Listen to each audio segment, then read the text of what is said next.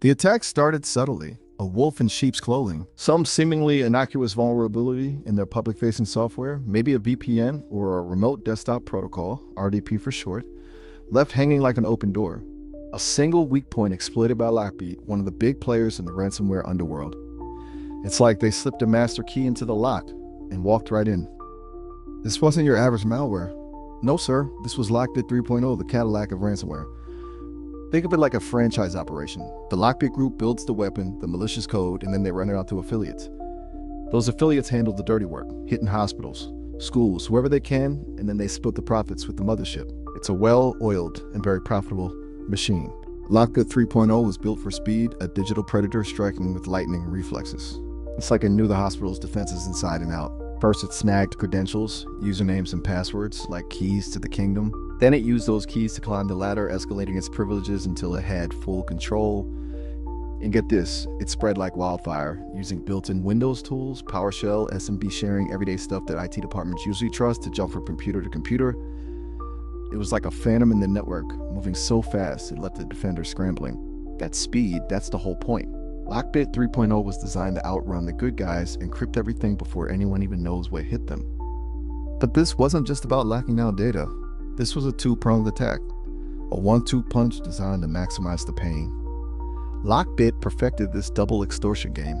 First, they snuck in like ninjas, stealing all those valuable files, health records, financial data, anything they could get their hands on, using specialized tools like SteelBit or even those everyday utilities like ArcLoad. Think of them as digital burglars, ransacking a place, taking anything of value. Then, the real mayhem started. Riding that wave of speed, they hit the encryption button. Fast AES, some powerful encryption algorithm I can barely pronounce. It scrambled everything in sight, locking it all tight and attaching its own little signature extension to each file, like a twisted calling card. It was a devastating blow. Departments rely on to bounce back from disasters. Poof, gone. It was like cutting the lifeline. And then the ransom note spread like wildfire, popping up everywhere, on screens, even on the printers. It was a brazen demand, not just for the decryption key, but for a whole lot more. They threatened to spill all those stolen secrets, auction them off in the dark web. Those infamous lock-key dark websites where criminals trade stolen information like it's nothing. It was a nightmare scenario, a perfect storm for chaos. This wasn't some isolated incident. LockBit was a global phenomenon, a digital plague engulfing the planet, who sold thousands of organizations, from Fortune 500 companies to government agencies, hospitals, even schools. No one was safe. At Affiliate System, it turned LockBit into a hydra. Each affiliate was like a separate, independent head, striking at will, launching attacks all over the world, and they were wildly successful. They practically printed money, raking in over $120 million in ransom payments by early 2024. It was insane. The chaos they unleashed was unimaginable. Companies shuttered, data vanished, lives were disrupted. The world was holding its breath, watching as LockBit tightened its grip. It was a wake-up call, a chilling reminder of just how vulnerable we all are in this interconnected world. Taking down LockBit is a Herculean task. You've got these incident response teams, these digital detectives racing against time, the clock. They have to analyze a specific strain of the malware, dissect its code, figure out how it works, all while trying to contain the damage, isolate infected systems, and see if there's even a chance they can recover data from backups. Sometimes that means starting from scratch, wiping those backups clean and rebuilding everything. But it's not a fight that can be won by one side alone. Law enforcement around the globe are working together, sharing intelligence, building cases. Operation Crohn's in 2024 was a major victory.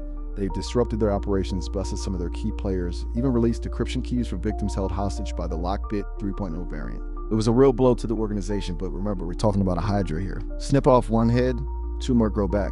That ransomware as a service model, it's resilient.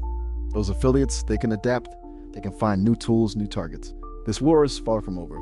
Even with those takedowns, the threat is constantly evolving. New variants pop up like mushrooms after the rain, with names like emos. Seriously, who comes up with these things? The affiliates regroup, adapt, and find new ways to exploit weaknesses. Defense is a constant game of cat and mouse. You need to be on your toes every single minute.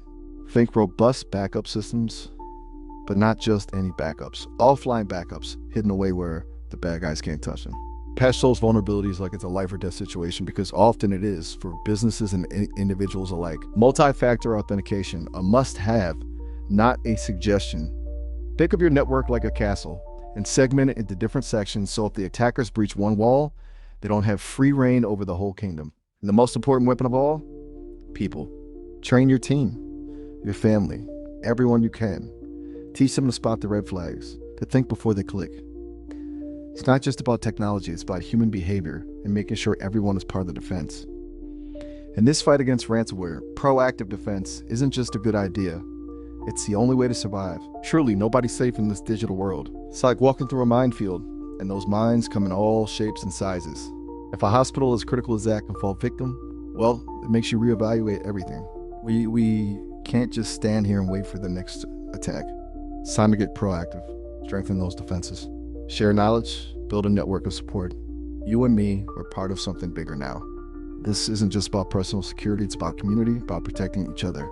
Let's build a force field around ourselves, a team that's ready for whatever comes next. What do you say? Are you in? Now let's go make sure no one else has to experience what those folks at the hospital went through. And to all those out there building defenses, working the front lines, you're the real heroes. Never stop fighting. Stay vigilant. And please, remember to back up your data. Until next time. Thank you everyone for watching. Please don't forget to like, share, and subscribe.